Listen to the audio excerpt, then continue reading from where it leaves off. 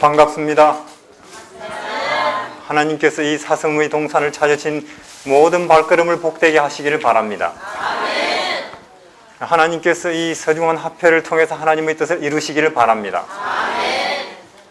하나님께서 이번 집회를 통해서 하나님의 뜻을 우리에게 알게 하시기를 바랍니다. 하나님께서 이 자리에 계심을 믿습니다. 여러분들도 믿으시는 줄 압니다. 왜냐하면 하나님의 나라는 믿는 사람들의 것이니까요. 그렇죠?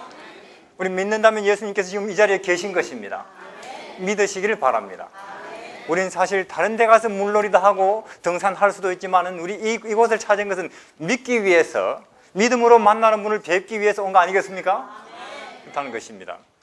우리 이번 이 집회의 주인공은 너도 아니고 나도 아니고 우리도 아니고 예수님입니다. 그렇습니까? 그래서 우리는 밥 먹을 때 혹은 숙소에서 혹은 기타 다른 장소에서 우리가 나누는 이야기들은 예수님에 관한 것이라야 되겠습니다. 그렇습니까?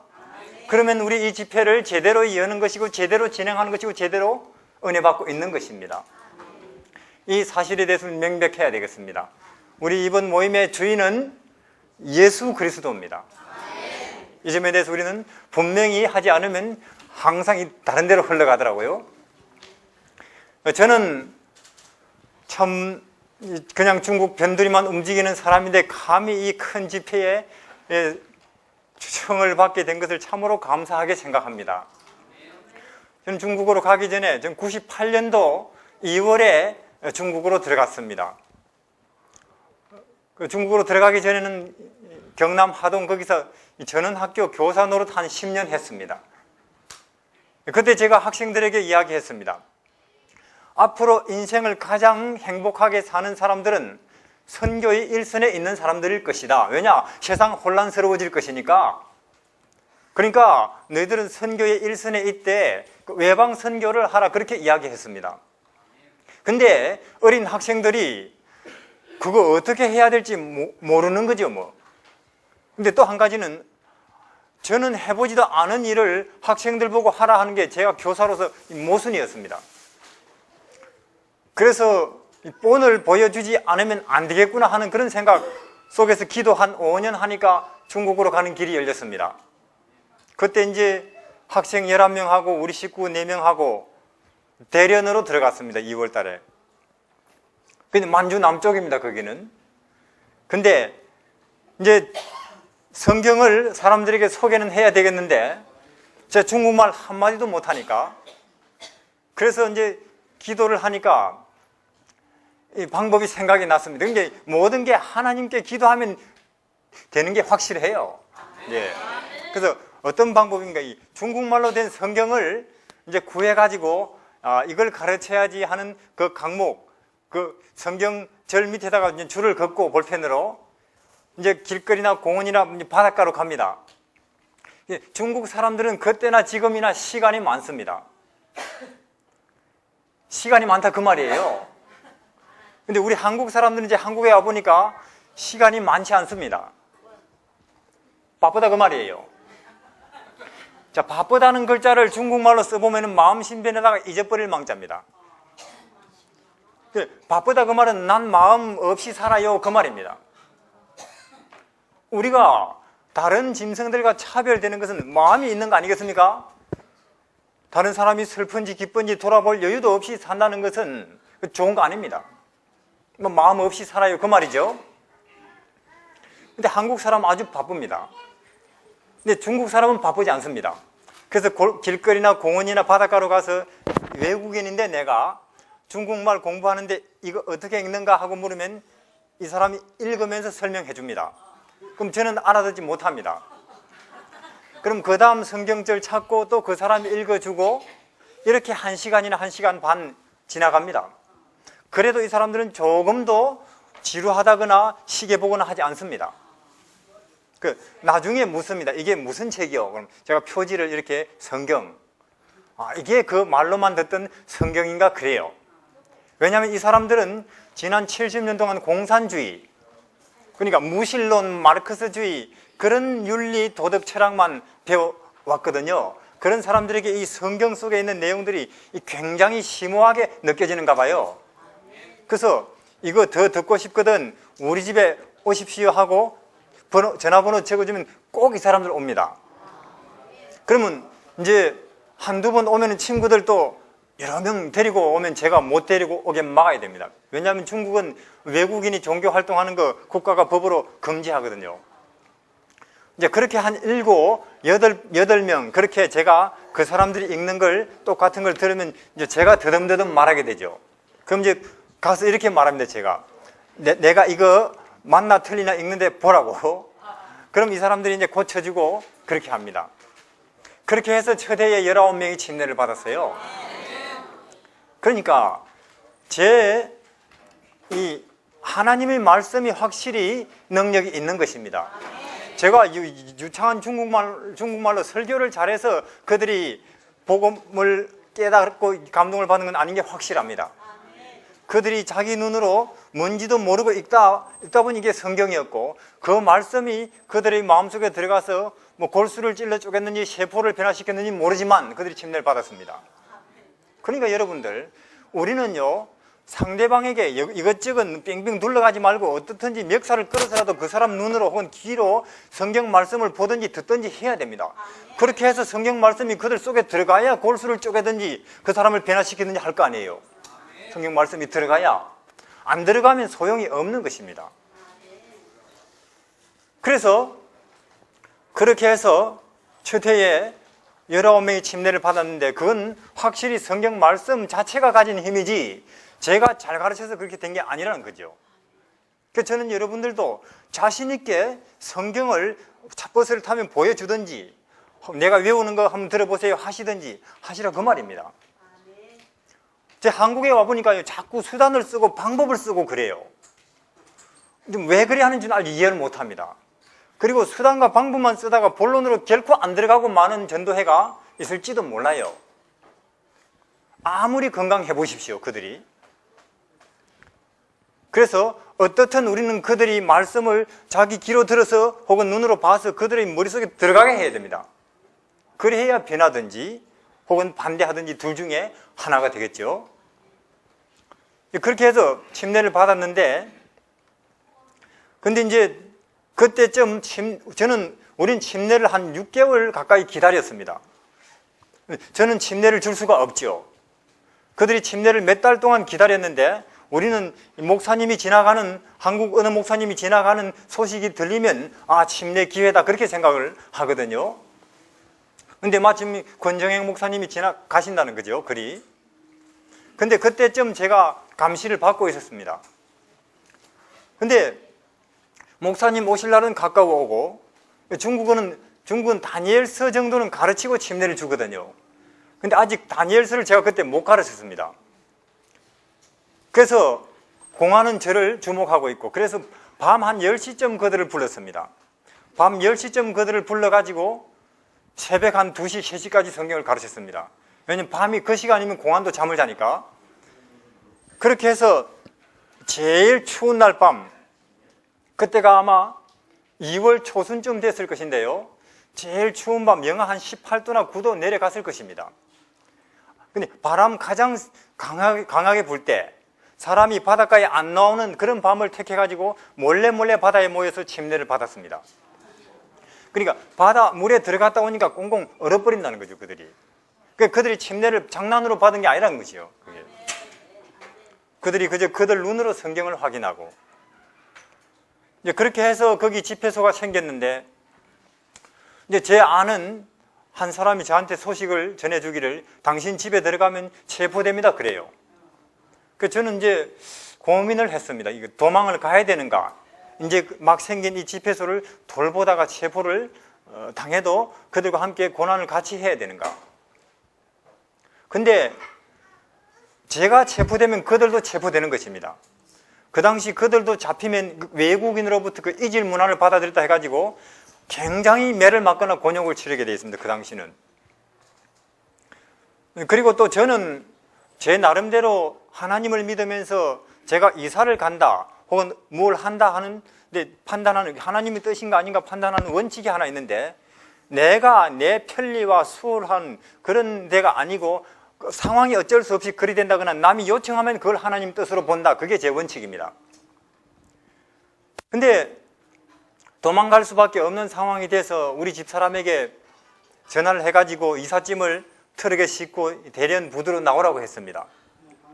우리 집사람이 트럭에 싣고 대련 부두로 나와서 그걸 밤에 배에 싣고 백길 한 8시간 가면 산동성 나옵니다. 다시 그 트럭을 4시간 더 달리면 청도예요, 지금. 이제 거기로 이제 말하자면 도망을 간 거죠. 중국은 그 당시만 해도 성과 성만 달라도 그 공안들끼리 연락을 안 하는가 봐요.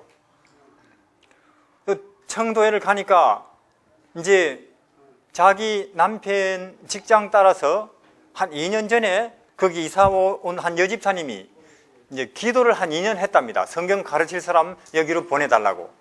근데 제가 가니까 저는 쫓겨왔는데 그분은 이 기도의 응답이라고 그렇게 이야기를 하시더라고요. 사람마다 똑같은 일을 놓고 생각하는 그 관점이 틀린 게 있다는 거죠.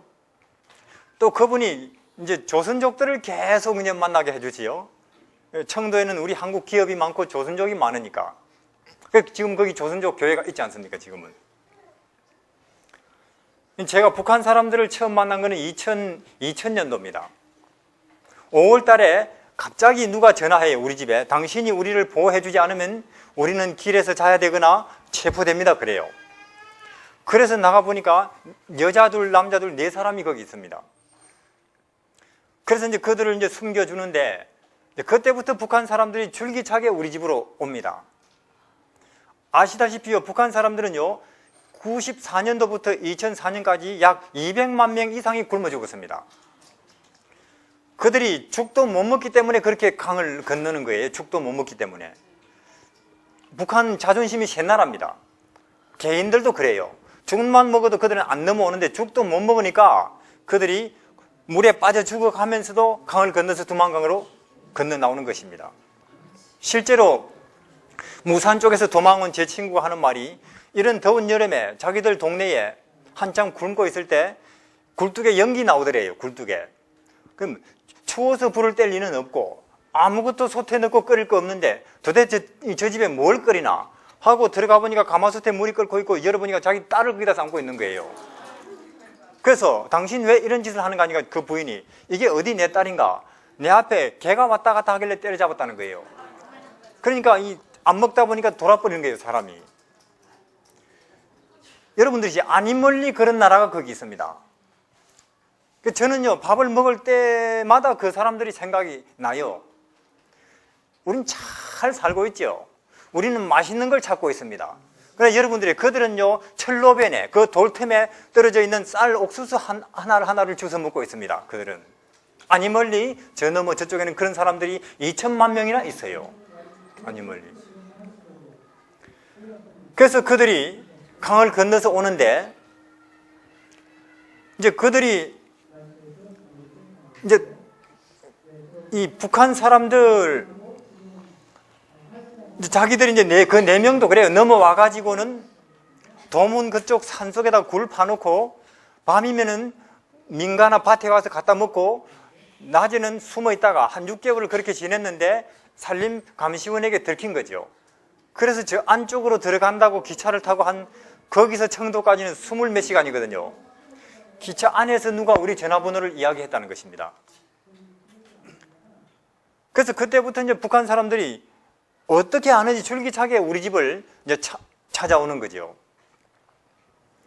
예, 이 사람들을 보호하는 것은요, 3가지로 위험합니다. 첫째로는 이 중국 공안이 자꾸 우리를 잡으려고 그래요. 북한 사람들을 보호해주는 우리를 잡으려고 합니다. 그 당시는 한국 정부도 대사관도 우리 보고 그런 일 하지 말라고 했습니다. 햇볕 정책 하고 있었기 때문에. 공안들이 북한 사람들이나 우리를 잡으려고 하죠. 그래서 저도 참 많이 도망 다녔습니다. 두 번째는 이 북한 사람들, 그 사람들이 위험합니다. 그 사람들이 상식적인 행동을 안 한다 그 말이에요. 제가 한국에 와보니까 사람들, 일반적으로 북한 사람들에 대한 인식이 북한 사람들 못 쓰겠더라 그래요. 왜요 하니까 도와줘도 고마운 줄도 모르고 교회도 안 나오고 사실요 그들은요 우리하고는 전혀 다른 지난 10년 세월을 살았습니다. 자기 부모나 자식이 굶어 죽는 걸 본 사람들입니다. 그러니까 상식적인 행동을 할 것이라고 기대해서는 안 됩니다. 그들은 몸도 마음도 완전히 환자라고 생각해야 됩니다. 그래서 북한 사람들 그들이 자기들을 보호하는 사람을 칼로 찌른다니까요. 그리고 집을 털어 간다니까요.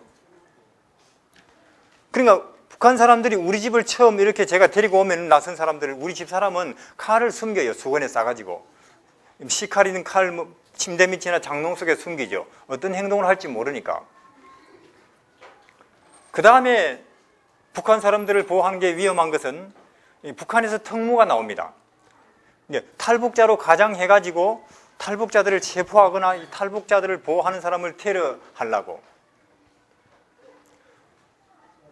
한 번은 아주 얼굴이 예쁜 아가씨 하나가 저를 보고 보호를 요청해요. 숨겨달라고. 자기는 정치대학을 나왔고 아나운서 했대요. 그래서 전 제 북한 친구들 멀찍이 세워놓고 저 친구 특무 같으냐 물었죠.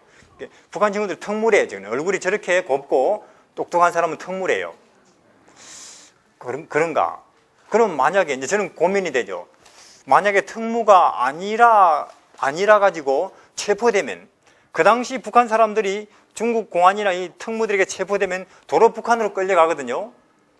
처음에는요, 이 손바닥에다가 반생철사로 손바닥을 찔러서 데리고 왔습니다. 여러 명 엮어가지고요. 혹은 여기 입을 찔러가지고 고기 엮듯이 엮어서 갔다니까요. 처음에는. 나중에는 인권단체나 중국 당국이 그리 못하게 해서 중국 국토에서는 그렇게 안 해. 넘어가면 또 그렇게 해요. 일단 체포돼 가면 많은 사람이 죽습니다. 요만한 공간 안에 예를 들어서 요만한 공간 안에 500명을 집어넣어놓고 무릎 꿇려 앉아놨다 생각해 보십시오. 제 친구가 체포됐다가 도로 나왔는데 한 달 동안 화장실에 3번을 갔대요. 나왔는데 얼굴이 2배로 커져서 나왔더라고요. 네가 살쪘구나 하니까 부었더라고요. 그러니까 한 6개월 지나니까 제 얼굴로 돌아옵니다. 그러니까 제 생각이 만약에 이 아가씨가 특무 아니고 체포되면 나는 한 사람을 죽이는 거 아닌가. 그리고 또 한 가지는 특무라도 하나님 말씀은 변화시킬 수 있을지도 모르지 않나. 그래서 이제 성경을 가르쳐 보니까 특무 아니더라고요. 그래서 이제 우리가 그 친구들 성경을 가르쳐 가지고 그 아가씨는 또 김일성 대학 나온 친구하고 결혼을 해서 선교사로 보냈는데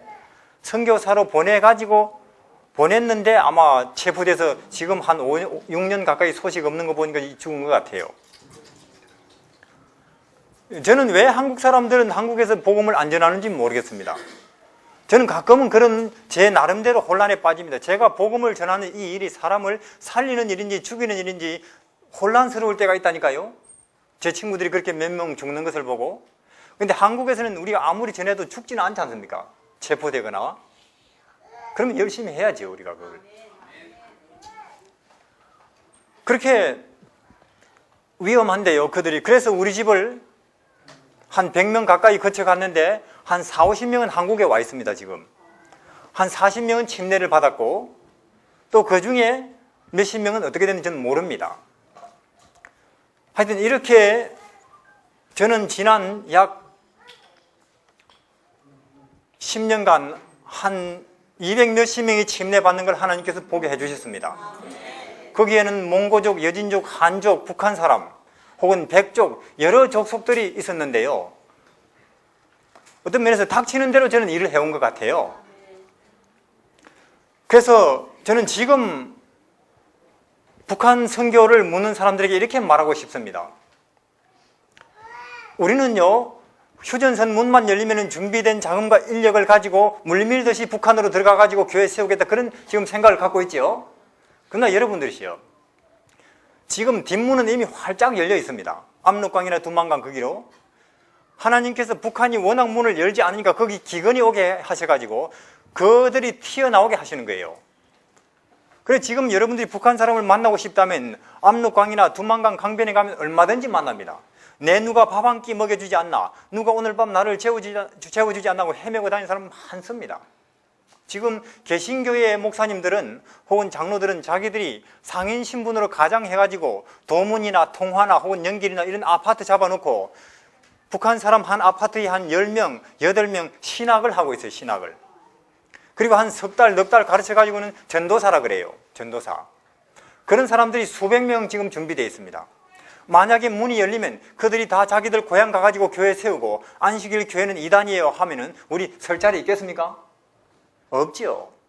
자, 지금이니까 그들이 위험하니까 10시간이고 20시간이고 앉아서 성경 가만히 듣고 배우지, 나중에 문이 열리고 자기들이 보니까 한국 사람들은 아주 잘 살고 우리는 이제는 쏘갔다 싶으면 돈 버느라고 동분서주하는 그 사람들을 앉혀놓고 성경 가르칠 테니까 들어보시겠습니까? 하면 듣겠습니까?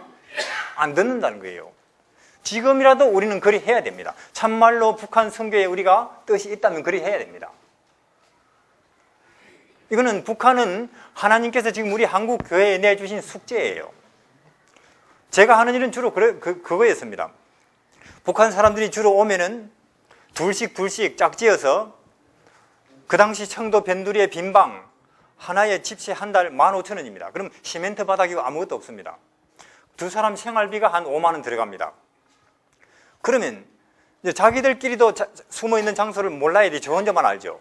왜냐하면 한 명이라도 체포되면 중국 공안은 때리기부터 하니까. 그럼 불어버리죠. 그럼 제가 하는 일은 주로 이제 그들에게 가서 성경 가르치고 자전거 타고 다니면서 쌀 사다 주고 부식 사다 주고 중국말 기본적인 거 가르쳐 주고,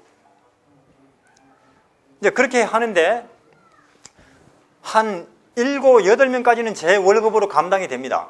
저는 그 당시 제 직업은 한국어 선생 노릇 했거든요. 제가 자칭 선교사거든요. 합회나 연합회가 보낸 선교사 아니고 제가 돈을 벌어가면서 선교를 하는 사람이에요. 그 당시 제 받는 월급이 한 달에 한 30만 원인데 한국 돈으로 나중에 북한 사람들이 10명, 20명 되니까요, 제 월급으로는 감당이 안 됩니다. 감당이.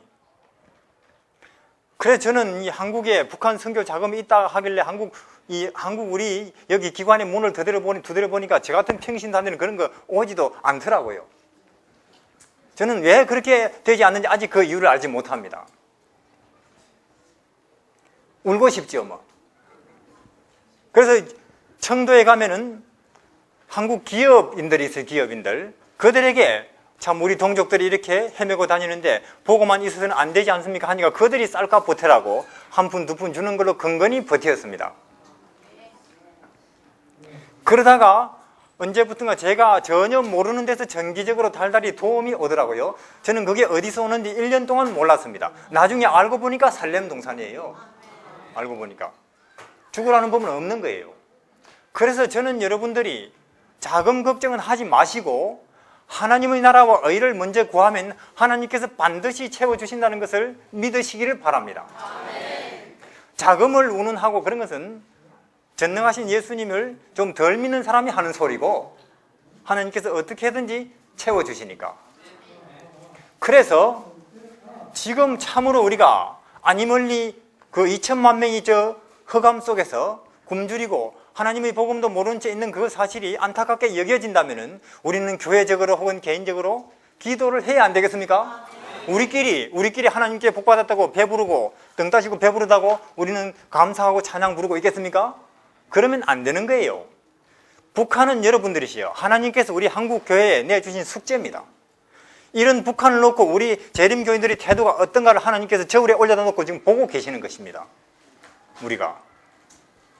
저는요, 어떤 사람들이 무섭디다. 북한 문이 언제 열릴까요? 김정일이 어찌 그리 악할까요?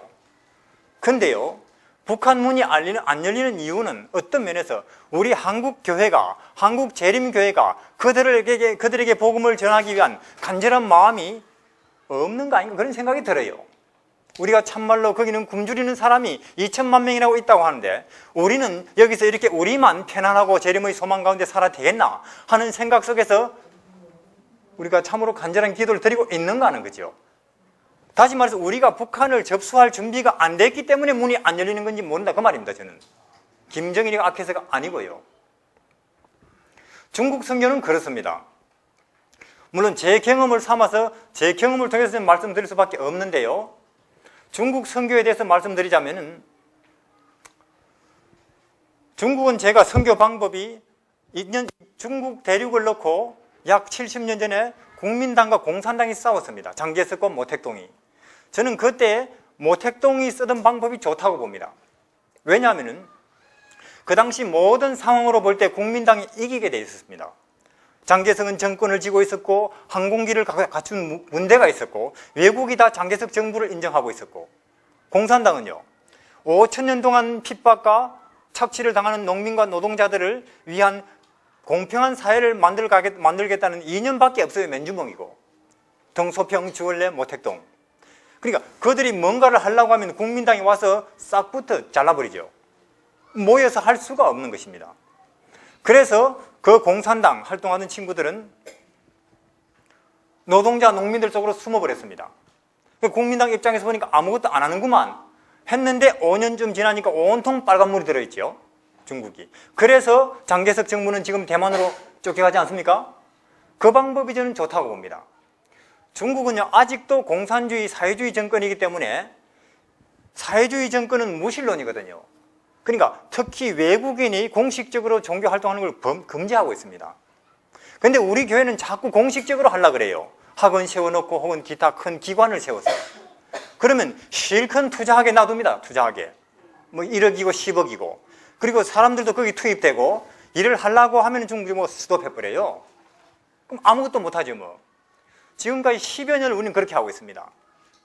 그렇게 하지 말고 지금부터라도 한 달에 한 3, 40만 원 보장해가지고 그 길을 가겠다고 하는 사람 100명이고 200명이고 500명이고 중국 노동자, 농민들 속으로 뿌려버리면은 한 2년 후가 되면은 그들이 자기들이 선교한 무리들을 데리고 수면에 떠오를 것이고 선교의 전문가가 되어 있을 것이고. 근데 그걸 안 한단 말이에요. 우리는 아직도. 지금은 얼마나 많은 개신교들이 그렇게 하고 있는지 모릅니다. 신속히 그렇게 해야 됩니다. 신속히. 13억이나 거기 있습니다. 13억이나. 예수님의 이름을 들어본 적도 없는 사람이 13억이나 바로 옆에 있다니까요. 우리는 지금 일요일 휴업령 안 내리나 하고 지금 미국 눈치를 보고 있는데, 이건 너무 하늘에 수월하게 가려고 하는 거 아닙니까? 저는 그런지도 모르겠어요. 이거. 그 다음에요, 중국은요 이 개척, 누가 먼저 선점하는가가 아주 중요합니다. 공주령이라는 데 가면은 우리 교인이 한 군에 약 3만 명 있습니다. 3만 명. 거기는 택시 운전수들도 교회 하면은 무조건 안식일인 줄 알아요. 일요일 교회도 있어요. 그래요. 왜 거기는 그렇게 우리 교세가 센가? 먼저 거기를 선점했기 때문에, 우리 교단이 먼저. 근데 지금 개신교회, 감리교회, 장로교회, 침례교회 혹은 루트교회, 여호와의 증인들 빠르게 중국 각 도시를 점령해 나가고 있습니다. 우리는요, 제가 알기로는 우리 교단에서 PMM 선교사 목사님 3분 보내는 걸로 알고 있습니다. 우리는. 자, 우리가 나중에 다른 개신교인들이 다 발판을 잡아놓고 나서 애써서 안식일 설명해가면서 이단이라는 소리 들어가면서 하면 얼마나 어렵습니까? 먼저 가서 말하면 안식일 그냥 애써 설명할 필요도 없는데요. 그러니까 지금부터라도 우리는, 저는 여기 서중학회인데 저는 각 교회들이 중국의 한 도시를 개척할 그런 계획을 세우고 기도하시면 얼마나 좋겠습니까? 같은 비용을 들여도 거기는 효과가 훨씬 크지 않습니까? 지금이라도 빨리 그런 계획을 세워야 되겠습니다. 그런 계획을. 그 다음에 중국은 개척도 급하지만은 원래 있는 교회들도 굉장히 가르치는 사람이 없습니다. 예를 들어서 시골 교회들 가보면 이만한 공간에 흙바닥인데 낚시할 때 쓰는 그 의자를 놓고 한 200~300명 빽빽하게 앉아 있습니다. 근데 예배가 아침부터 안식일 8시 반부터 오후 4시까지 노래 부르고 성경 읽고 기도하는 게 전부입니다. 반복해서요. 설교가 없습니다. 설교하는 사람이 없죠. 그러니까 설교하는 사람이 왔다고 하면은 자전거 타고 8시간씩 몰려듭니다. 자전거 타고. 제가 지난 겨울에 푸순에 가니까, 제가 벌써 가니까 이제 설교하는 사람이 왔다고 소문이 났는가 봐요. 푸순에 가니까 벌써 이만한 공간에 한 300명 가까이가 빽빽하게 앉아 있습니다. 제가 벽에 바싹 붙어서 이제 설교를 하는 것입니다. 물론 그 사람들은 제가 한국인인 줄 모르죠. 제가 중국말로 하니까. 좀 약간 말이 이상해도 중국 어느 지방 사투리겠지 그렇게 생각해요. 중국은 사투리가 많으니까. 그럼 제가 1시간 설교를 하고 나면 그들은 움직이질 않습니다. 그럼 또 해야 돼요. 그러고 있는데도 계속 사람들이 들어옵니다. 사람들이. 그래서 결국은 제가 벽에서 더 이상 물러설 곳이 없어 장소를 옮겼습니다. 그렇게 3일을 해요. 3일을. 그렇게 하고 있으면은 그 다음 옆에 교회에서 연락이 옵니다. 그 다음 차례는 우리 교회입니다 하고요. 근데 그런데 가보면은 안식일 교회가 아니고 일요일 교회일 수도 있어요. 일요일 교회. 제가 작년 6월에 하남성에 갔는데 우리한테 와서 설교를 좀 해주십시오. 그래요. 근데 가보니까 일요일 교회입니다. 일요일 교회인데 교인이 1000명이에요. 그래서 난 안식일 교인입니다. 그러니까 뭐 상관이 있어요. 그래요. 하여튼 당신이 성경 가르치는 사람이라고 들었습니다. 당신 하고 싶은 이야기 다 하십시오. 그래요. 그래서 저는 3일 동안 안식일, 일요일, 짐승의 표, 교황권 이야기 다 했습니다. 그들은 물을 끼얹는 듯이 조용해요. 3일 동안. 제 옆을 떠나질 않아요. 그럼 당신이 말하는 그 중요하다고 말하는 그 계시로 언제 우리한테 가르칠 수 있습니까? 이번에 됩니까? 그래요. 근데 저는 집에 와야 되거든요. 다음에 가겠습니다. 그럼 다음에는 일주일 그렇게 준비해가지고 오십시오. 그런 식이죠, 중국은. 그래서 어떤 면에서 성경을 들고 길을 나서면 한 몇 년은 집에 안 돌아올 수 있을지도 몰라요. 거기는 나라가 크고 사람이 많으니까. 그래서 성경을 제대로 풀어 가르치는 사람이 없다가 보니까 여러 지금 중국에서 사이비 교파들이 일어나요. 동방번개. 자기가 이 시대에 성령 하나님, 여자로 오신 성령 하나님이래요. 거기에 굉장히 많은 교회들이 휩쓸려 가고 있습니다. 성경을 제대로 풀어 가르치는 사람이 없으니까. 풀어서. 그러니까 개척도 급하지만은 원래 지금 기존 교회들을 제대로 가르쳐서 바른 복음에 세우는 것도 참말로 급한 곳이 중국입니다. 근데 제가 한국에 와보니까 지금 이런 걱정을 하고 있네요. 우리 신학과 졸업생이 올해 50명인데 그 중에 20명만 채용이 된단다. 그럼 나머지 30명은 어디로 가나? 그런 걱정을 하고 있구만요. 참 세상 불공평하도 이만저만이 아니에요, 이게. 어디는 남아 돌아가서 걱정하고 어디는 없어서 걱정하고. 그리고요, 또 중국의 선교제의 특징은 중국 말만 할 줄 알면은 13억을 상대할 수 있다는 것입니다. 13억이 아닐 거예요. 15억일 것입니다. 싱가포르, 말레이시아, 대만 이런 데까지 합치면은요. 중국 말만 할 줄은. 왜냐하면 물론 중국에는 외국인이 선교 활동하는 걸 국가가 법으로 금하고 있지만은 우리가 외국인이라고 말 안 하면 되잖아요. 우리가 중국 말만 할 줄 알면은. 왜냐하면 우리는 중국 사람하고 생긴 게 같거든요. 그러니까 내가 중국 외국인이에요 말 안 하면 되는 것입니다. 그리고 이 중국말은 우리가 배우기가 쉬운 말이죠. 근데 제가 한국에 와보니까 우리 한국은 아직도 영어에 목을 메고 있구만요. 저는 아직도 왜 그렇게 영어에 우리는 목을 메고 있는지 그 이유를 알지 못합니다. 선교를 하려고 영어로 개척을 한다, 선교를 열심히 하고 있다는 사람 그런 말 제가 못 들어봤습니다. 그러니까 우리는 지금 과연 하나님께서 우리 재림교인을 보고 계시는 그 마음이 참말로 이 교회가 이 무리들이 재림을 기다리고 있는가 하고 하나님께서 의심을 할지도 모르겠어요. 하나님께서. 우리는 어떤 면에서 지금 저는 이런 생각도 해봅니다. 제가 한 7년 만에 한국에 와보니까 이 재림 신앙이 점점 후퇴하거나 퇴보하고 있는 것 같은 느낌이 듭니다.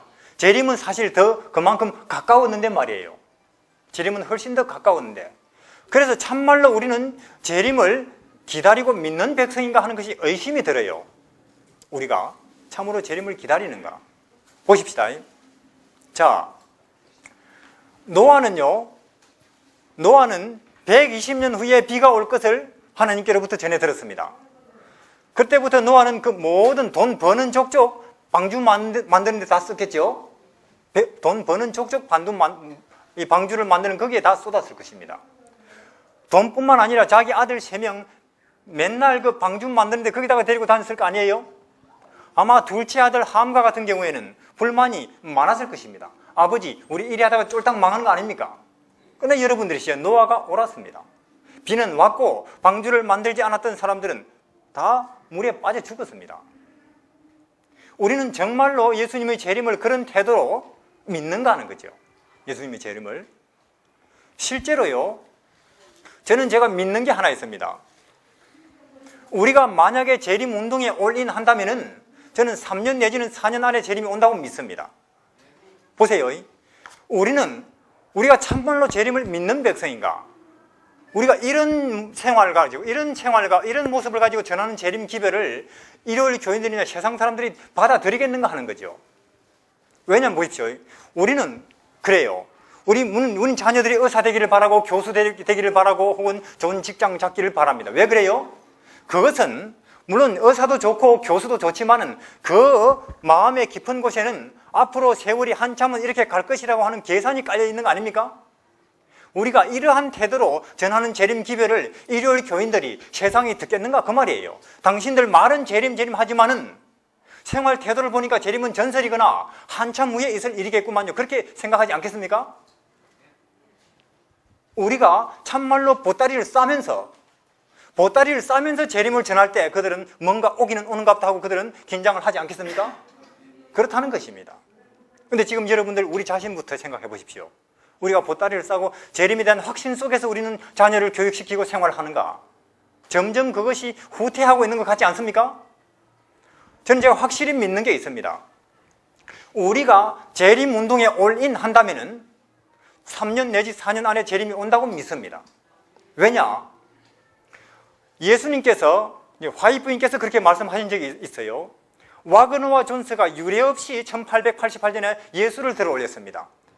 우리가 모든 면에서 우리는 예수를 배우고 예수를 바라보고 예수를 따릅시다. 왜? 그것이 진리고 그것이 거룩함이고 그것이 행복이기 때문에.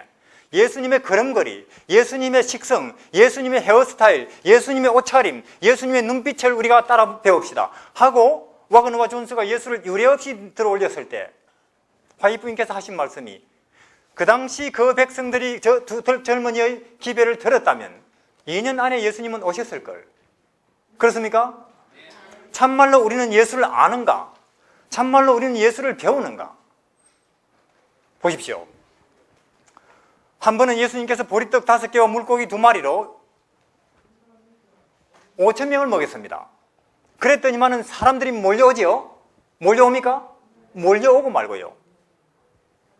지금 우리 교회라면은 교회 지남에 아마 특집 기사 났을 것입니다. 대대적으로 우리 재림교회가 부흥한다고. 그러나 보세요. 그 30살 젊은이, 나사렛 젊은이는 전혀 태도가 틀립니다. 어떻게 해요? 산속에 혼자 가서 깊은 고민에 빠집니다. 이런 식으로 흥분된 군중들에게는 겸손과 자기 부정을 통해서 하늘 가는 진리를 더 이상 설명할 분위기가 안 된다 그 말이에요. 우리는 그런 예수를 아는가 그 말입니다. 예수님은 하나님이기 때문에. 그러나 보십시오. 예수님은 하나님이니까 동시에 완벽하게 우리 인간입니다. 그러니까 나사렛 그 좁은 동네에 30년을 살아도 사람들이 알아보지 못하죠. 여러분들이시요. 세상에 신이 마구간에 태어나다니, 신이 마구간에. 하나님께서 30년 동안 그 좁은 골목에 표도 내지 않고 우리 작업복을 입고 왔다 갔다 하더니 이런 모습들은 우리 인간이 성공하고 잘되고자 하는 마음을 여지없이 끝없이 뭉개버리는 사건입니다. 우리는 그런 예수를 아는가 그 말이에요. 우리가 그런 예수의 가치관을, 예수의 거룩함을 우리는 배우는 백성인가? 아니지 않느냐 그 말입니다. 우리는 참말로 예수께로 다시 돌아가야 하겠습니다. 우리는 지금 일요일 휴업령을 기다리고 있는지도 모르겠습니다. 혹은 늦은 비를 기다리고 있고 재림을 기다리고 있는지도 모르겠어요. 그러나 여러분들이시요, 우리는 이걸 생각해 봐야 됩니다. 늦은 비나 일요일 휴업령이나 혹은 재림이 우리가 행동하기를 기다리고 있다 그 말입니다.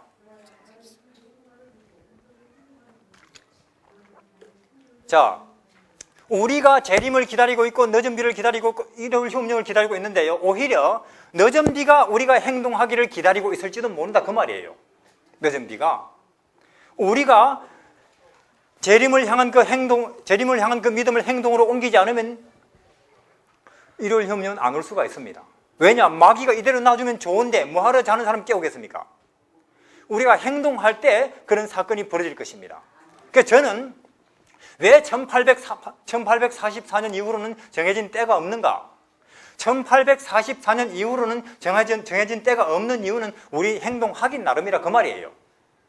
우리가 얼마나 재림에 대한 확신을 가지고 그 운동에 올인하는가 그 말입니다. 우리가 결정한다 그 말입니다. 그러나 우리가 이렇게 앉아있는 이 모습으로는 그런 날이 우리에게는 안 올 것입니다. 오히려 하나님은 다른 백성들을 통해서 그 운동을 일으키실지도 몰라요. 2000년 전처럼 엉뚱하게도 동방박사들이 와가지고 예수님이 오셨지 않습니까? 하고 그 당시 재림교회 본부에 가서 말하는 거예요. 제7일 안식 예수 초림교회. 그때 기분이 어떻겠습니까? 우리는 혹시 다른 교파가 재림운동을 벌이면 우리는 마음이 기분이 어떨까요? 저거 순이단들이다 그렇게 말하고 싶겠죠? 우리는 정말로 재림을 기다리는 거 하는 것입니다. 우리가 재림을 향해서 달려가야 하지 않겠습니까? 저는 확실히 믿는 게 있습니다. 우리가 재림운동에 올인한다면 3년 내지 4년 안에 재림은 현실로 올 거라고 믿습니다. 우리가 재림을 믿으며 그것을 행진하고 세상에 외친다면 말입니다. 실제로요, 물론 엘리야 당시에 바알에게 무릎 꿇지 않은 7,000명 정말로 그 사람들 대단합니다. 다 무릎 꿇는데 그렇죠? 그러나 여러분들이시요, 그 7,000명 가지고는 아무 일도 안 일어나요. 엘리야 한 사람이 온통 난리를 피웠기 때문에 그 당시 개혁이 일어났죠. 마찬가지입니다. 우리가 지금 우리 나름대로 시골에 가서 경건하게 살고 있으면 좋지요. 그것도 쉽지는 않습니다만은, 그러나 그런 일로는 아무 일도 세상에 안 일어난다니까요. 우리가 아무리 시골에서 경건하게 살아보십시오. 서울 밤거리를 술이 취해서 걷는 저 사람들에게 무슨 영향이 가요? 그들도 사실은 들어야 되거든요. 그들도 정신을 차려서 예수님을 봐야 예수님은 오시게 돼 있거든요. 근데 우리가 아무리 시골에 가서 경건하게 살아본들 그 사람들 가지고는 서울 밤거리를 술이 취해서 걷는 사람에게 아무 일도 안 일어납니다. 그러니까 우리가 참말로 준비가 예수님을 통해서 예수님을 내 안에 채웠다면 우리는 행진을 해야 되는 것입니다. 우리는 엘리야처럼 뭔가 세상의 구경거리가 되는 행동을 나타내야 된다고 저는 그렇게 믿습니다. 실제로 우리는 지금 뭔가 개혁을 모색하고 있고 구조조정을 모색하고 있는데요. 보십시오. 저는 제가 외람되게도 몇몇 교회를 부흥회를 하고 다니는 그런 입장에 좀 있습니다. 근데 이거는 보니까 물론 구조적인 문제도 있지만 이 토양 문제가 많을지도 몰라요. 예를 들어서 땅의 토질이 나쁘면 그 뭘 심어도 거기에는 농사가 안 되지 않습니까? 어떤 면에서 제가 외람된 말인지는 몰라도 우리 현재 재림교인들의 마음 상태가 굉장히 은혜에 메말라 있고 황폐한 상태에 있는지도 모르겠어요.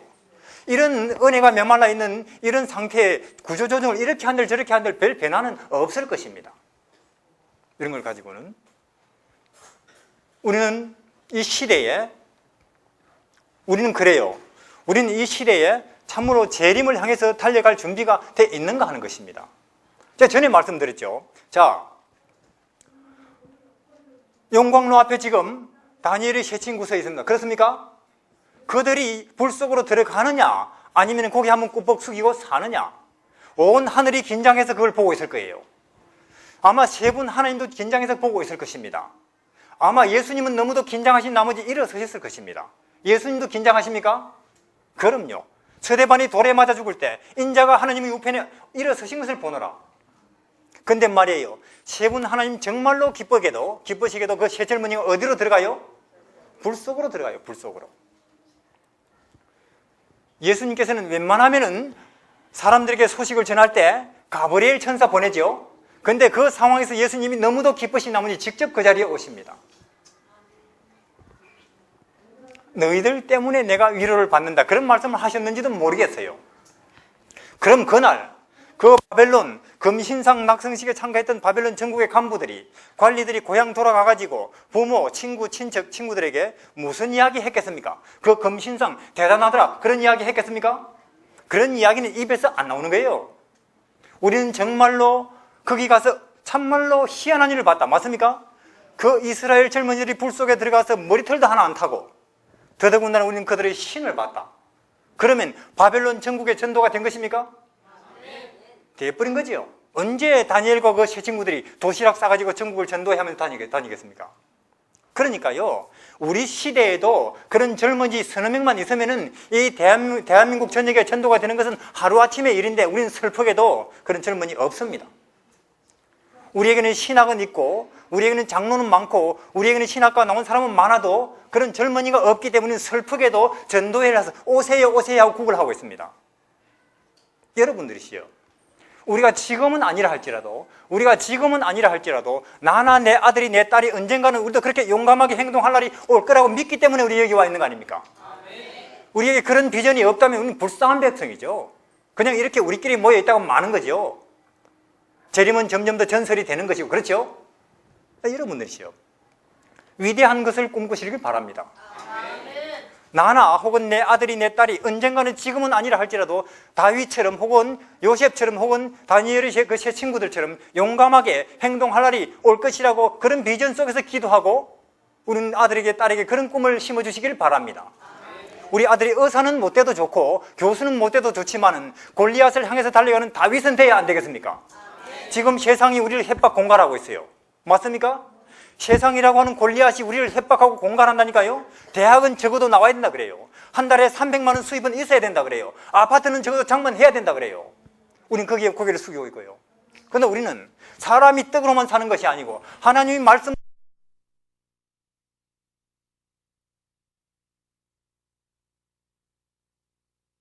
되는 것입니다.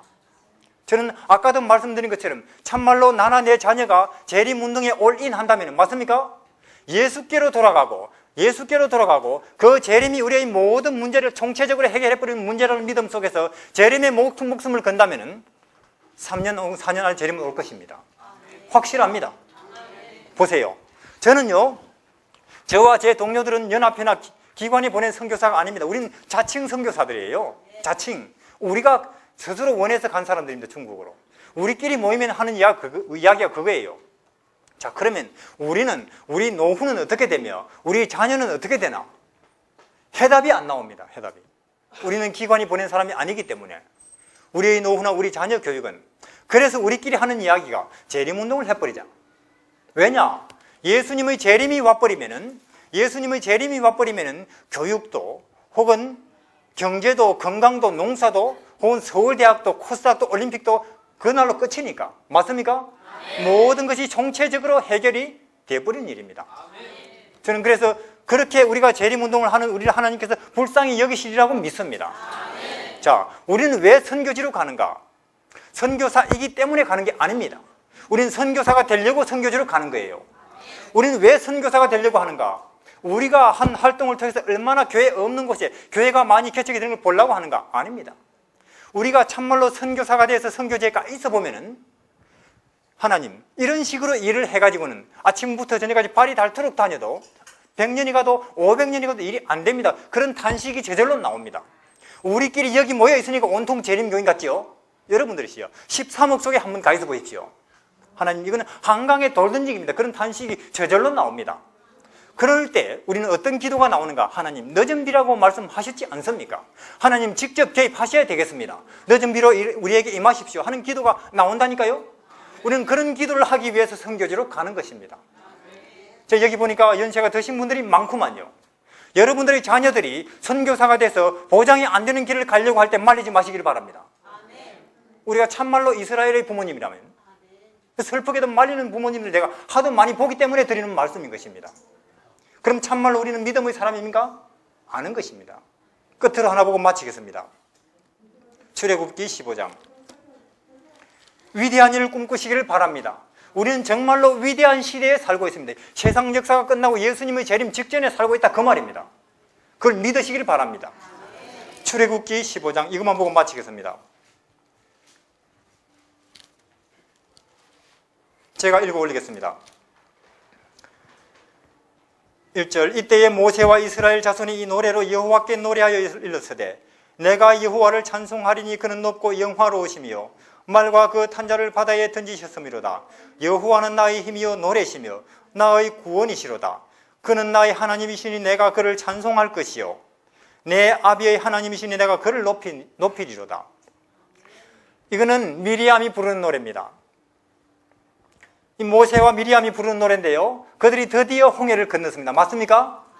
참말로 그들은 400년 동안 애굽에서 노예 생활한 것이 청산했다는 것을 실감 나는 거예요. 왜냐? 뒤를 돌아보니까 그 홍해 바닷가에 애굽의 군인들의 시체가 절비하게 쌓여 있습니다. 맞습니까? 그 시체를 보니까 해방이 실감 납니까? 여러분들이시요. 400년은 짧은 세월이 아닙니다. 우리는 36년 동안 일제 통치 속에서 해방돼도 꿈만 같은데요. 저는 반내연 목사님 말씀하시는 거 들었습니다. 한순간 세상이 멎는 듯 하더래요. 해방의 소식을 들었을 때. 그런데 여러분들이 400년을 종로로 타다가 드디어 해방된 것이 그들은 실감이 나는 거예요. 무엇을 보니까? 자기들을 따라오던 애국 군대의 시체들이 바닷가에 쌓인 걸 보니까. 그래서 이 노래를 하고 춤을 추는 것입니다. 얼마나 감격스러운 일일 것입니까? 근데 여러분들 이들이 여기서 춤추고만 있을 수가 없죠. 그들의 목적지는 어디입니까? 가나안이니까. 그래서 하루를 아마 그들이 춤추고 놀았을지도 몰라요. 근데 모세가 하는 말이, 자, 이제는 우리 출발합시다. 가야 되죠. 가는데 여러분들이시요, 사람이요 3일쯤 걸어가면 물은 한 3일치밖에 준비할 수가 없어요. 우린 북한 사람들은 사막으로 건넜거든요. 그래서 사막을 건넜기 때문에 물이 얼마나 쉽게 떨어지는지 압니다. 물은 3일치 이상 준비하기가 어렵습니다. 한 3일쯤 가니까 물이 떨어지죠. 사람들이 웅성웅성합니다. 불안해하고요. 모세가 떡 보니까 구름 기둥이 불길하게도 어디로 가요? 엘림을 향해서 가요. 엘림이 아니고 마라 쪽으로 간다 그 말입니다. 그렇죠? 모세는 그 지역을 훤히 알지요. 거기서 40년을 양치기 했으니까 저기 있는 물은 못 마시는 물인데, 그런데도 구름 기둥이 그리 가요. 그냥 목마르다가 드디어 물이 보이니까 사람들이 물이다 하고는 엎어져서 마시는데 쓰디쓴 물이죠. 그래서 사람들이 돌을 들고 모세에게로 험악해가지고 옵니까? 우리를 목말라서 죽게 하려고 이를 여기로 끌고 왔느냐고. 여러분들이 거기서 그들이 3일 전만 해도 홍해 바닷가에서 춤을 추는 백성들이에요. 하나님을 찬양하고. 근데 지금 이렇게 그들은 돌을 들고 모세에게 옵니다. 우리가 그렇다 그 말이에요. 우리가 이럴 때 어떻게 해야 될지 아는 사람 모세 한 사람밖에 없죠. 뭘 해야 됩니까? 기도를 해야 되죠. 기도를. 어차피 여러분들 보십시오. 그들이 애굽에서 나온 것도 그들이 작전 세우고 그들이 잘 길을 열어서 온 게 아니지 않습니까? 전부가 처음부터까지 하나님께서 하신 일 아니에요? 그들이 홍해를 연 게 아니잖아요. 그러니까 하나님께서 하신 일이니까 그때 어떻게 해야 될지를 아는 사람 모세밖에 없다니까요. 기도를 해야 되죠. 우리도 그렇습니까? 우리가 처음부터 이때까지 하나님의 인도하심 속에 왔다면 앞으로도 그럴 것입니다. 모세가 기도를 했죠. 그러니까 물이, 하나님은 전능하시니까, 맞습니까? 물이 포도주도 되는데 마실 만한 물은 되는 건 더 쉽지요. 물 마실 만하죠. 아마 그 당시 이스라엘 백성들 무안하고 쑥스러웠을 거예요. 모세한테 와서 하는 소리가, 미안합니다. 우리가 400년 동안 애굽에서 종로를 타다 보니까 노예의 근성이 유전자 속에까지 뼛속까지 박혀 있습니다. 우리처럼 말입니다. 그렇죠? 우리가 지금 애굽에서 태어나서 애굽의 방송을 맨날 보고 애굽의 학교 학문을 배우다 보니까 거기에 논리에 나나 우리 자녀가 뼛속까지 거의 박혀 있어요. 그래서 우리는 이 경제가 나쁘다고 우리도 고개를 숙이고 있죠. 우린 그걸 재림의 징조로 봐야 되는데, 다시는 그런 일이 없도록 하겠습니다 하고 모세한테 말했겠죠. 모세 워낙 온유하니까 다시 그리 하지 맙시다 하고는 또 길을 갔겠죠. 이제 길을 가는데 엘림을 통과해서 이제 한 달쯤 가면 양식이 떨어질 때예요. 그렇죠? 양식은 한 달치쯤 준비할 수 있으니까 이제는 드디어 양식이 떨어질 때쯤 되는 것입니다. 한 달쯤 가니까 양식이 떨어져요. 양식이 떨어지는데 웅성웅성하죠. 또 배고프다는 소리가 들리고 말이에요. 그리고 또 돌을 들고 모세한테 와요. 여기는 사막이고 풀 한 폭이 없는데 우리를 굶겨 죽이려고, 차라리 애굽에서 종노릇 하고 있었으면 밥은 먹고 사는데, 맞습니까? 물론 여러분들이 우리가 아무리 이 세상에서 높은 자리 가도 밥은 먹고 살아요. 그러나 거긴 생명은 없습니다. 우리 거기서 밥은 먹고 사는데 우리를 거기서 데리고 와가지고 굶겨 죽이려고 하고 또 험악해지죠. 그들이 한 달 전에 홍해 바닷가에서 춤을 추던 백성입니다. 우리가 그렇다니까요. 우리가 그때 어떻게 해야 될지 아는 사람 모세 한 사람밖에 없습니다. 어떻게 해야 됩니까? 믿음 속에서 기도를 해야 되죠. 그랬더니 뭐가 내려왔어요? 우리는 그런 만나 체험을 오늘날에도 할 수 있다고 저는 믿습니다. 그래서 그들이 이제 만나러 배불리고 또 이제 쑥스럽죠. 이거 다시는 그런 일이 없도록 하겠습니다. 우리가 하도 오랫동안 노예 노릇 하다 보니까. 그래서 배를 불리고 다시 이제 머리밭까지 갔단 말이에요. 하나님께서 이 백성들에게 확실하게 실물 교훈 줘야 되겠다고 결심하였습니다. 드디어 이제는 사실상 그들의 믿음으로 따라왔으면 아말렉 족속하고 전쟁은 필요가 없는 거예요. 하나님께서 이제는 기도를 해야 된다는 걸 그들에게 뼛속까지 심어주시려고 전쟁을 일으키시는데, 아말렉하고 전쟁이 붙었는데 어떻게 하면 이깁니까? 모세가 손을 들면 이기고 손을 내리면 지고, 결국은 기도로 모든 것이 전능하신 하나님을 의지하는 믿음으로 해결된다 하는 것을 보여주시는 거죠. 거기서 배웠겠습니까? 그들이? 못 배웠어요. 그들이 시내산 밑에서 1년 내내 하나님의 법을 배우고 이제는 드디어 요단강가에 그들을 세웠습니다. 12명을 보냈죠. 하나님께서 왜 12명을 보내실까요? 거기에 얼마나 군대 배치가 어떻고 군대 무기 상황은 어떤가 그걸 보려고요. 하나님이 그런 거 아셔야 이깁니까? 알 필요도 없잖아요. 그런 건 몰라도 하나님은 이기게 하실 수 있죠. 그런데 왜 보내는 것입니까? 시험해보는 거죠. 그렇죠? 그들 중에 가장 용감한 몇 명을 뽑아 보내요? 다시 말해서 가장 믿음이 좋은 12명을 보내는 거예요. 그렇죠? 가장 믿음이 좋은 12명. 저는 여러분들에게 묻고 싶습니다. 여러분들은 가장 믿음이 좋다고 생각하고 계시는지요? 그러면 그 당시에 여러분은 12명에 뽑혔을 것입니다. 그런데 가장 믿음이 좋은 12명을 뽑아 보내보니까 한다는 소리가 그 중에 10명이 우리 가면 죽는다 그 말이죠. 안 되는 거예요. 그래서 그들은 몇 년을 뺑뺑 돕니까? 40년. 여러분들이 그들은 우리보다 나아요. 우리는 지금 1844년부터 몇 년을 뺑뺑 돌고 있습니까? 4배, 160년. 그들 탓할 게 하나도 아니라니까요. 우리는 그들보다 못합니다. 우리가 어찌 해야 되겠습니까? 우리가 다시 예수께로 돌아가야 됩니다. 우리는 다시 절대적인 믿음과 무조건적인 믿음과 순종적인 기도로 사는 것을 익숙해야 되겠습니다. 저는 아까 말씀드린 것처럼 우리가 참말로 재림을 확실히 믿고 그 예수께로 돌아가고 재림 운동에 올인한다면 3년 내지 4년 안에 재림은 올 것입니다. 우리가 안 한다면요, 깜백성이 일어날 것입니다. 끝으로 하나 보고 마치겠습니다. 마태복음 이 말씀만 보고 마치겠습니다. 마태복음 4장입니다.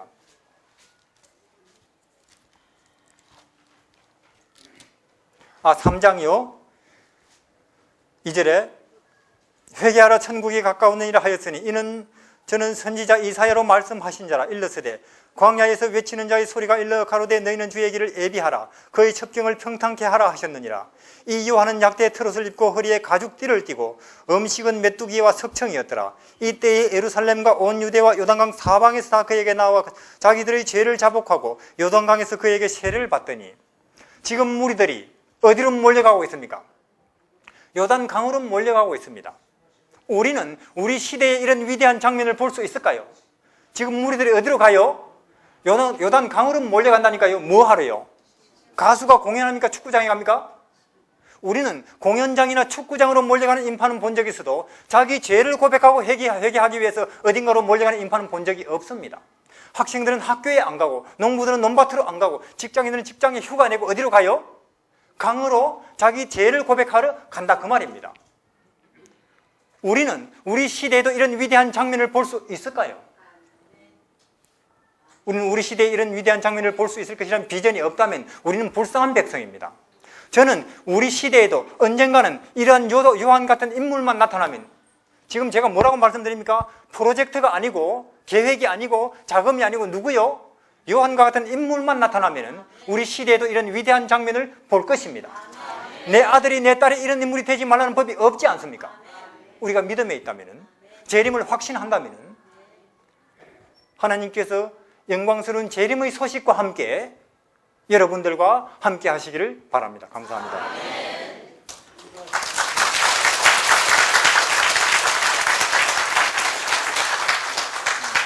기도하시겠습니다.